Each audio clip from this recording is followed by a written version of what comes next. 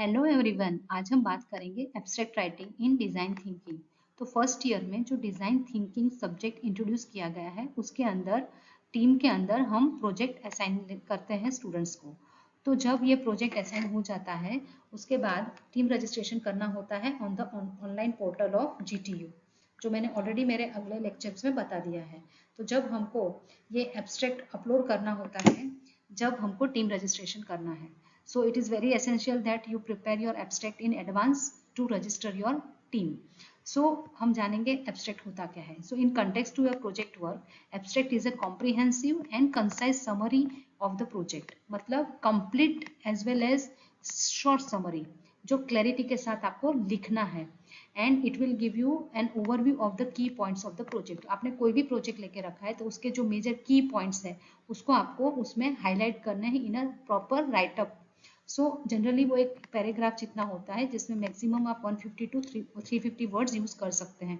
बहुत लंबा एक्सट्रैक्ट नहीं लिखना होता है बिकॉज इट्स अ कंसाइज और short summary of your project. So it will serve very good guideline for the reader. जो भी उसको पढ़ेंगे उनको एक क्विक अंडरस्टैंडिंग आएगा अबाउट योर प्रोजेक्ट कि आपका प्रोजेक्ट क्या है, उसका पर्पस क्या है, कौन सी मेथोलॉजी यूज की है, आपका प्रॉब्लम क्या था, उसका आपने क्या सॉल्यूशन निकाला है यूजिंग योर मेथोलॉजी, उसके रिजल्ट्स क्या है, and ultimately the conclusion.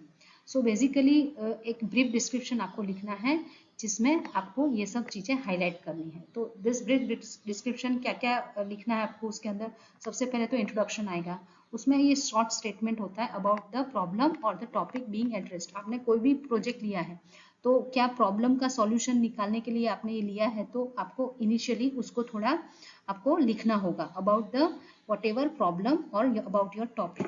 Then objectives, उसके क्या गोल्स या पर्पज है वो आपको लिखने हैं कंसाइज फॉर्म में।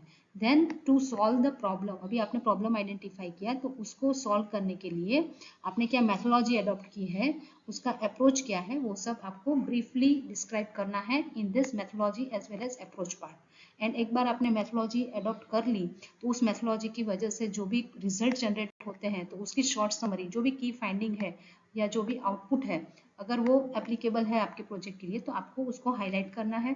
And at last you have to conclude about your project. मतलब अगर आपका प्रोजेक्ट सक्सेसफुल हो रहा है और उसको अप्लाई किया जाता है तो उसके जो भी रिजल्ट्स है उसका क्या इम्प्लीकेशंस होंगे फॉर अबाउट योर प्रोजेक्ट, मतलब उससे क्या क्या फ़ायदा मिल सकता है और फ्यूचर में उससे क्या हो सकता है, या फ्यूचर पॉसिबिलिटीज़ भी, अगर आपने अधूरा प्रोजेक्ट छोड़ा है तो फ्यूचर में स्कोप ऑफ वर्क क्या है वो भी आप लिख सकते हैं।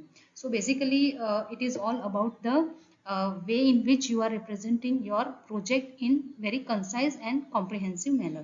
So abstract is written in such a way that someone who hasn't read the full project, आपका full project उसको नहीं पता है तो भी वो ग्रास्प कर सकता है कि आपका कोर आइडिया क्या है, एंड मेकिंग इट एसेंशियल। क्यों आपको ये एसेंशियल है दिस एब्स्ट्रैक्ट लिखना, क्योंकि अगर आप अपनी फाइंडिंग के बेस पे कुछ रिसर्च पेपर पब्लिश कर रहे हैं या कोई रिपोर्ट बना रहे हैं या कोई प्रेजेंटेशन कर रहे हैं तो आप शॉर्ट में सामने वाले को समझा सकते हैं कि आपका प्रोजेक्ट क्या है, उसका क्या मेथोलॉजी आपने अडॉप्ट किया और उसका क्या इम्प्लीकेशंस होगा in future. So this are the points that you should keep in mind while writing your abstract. So generally it is a short summary about your project.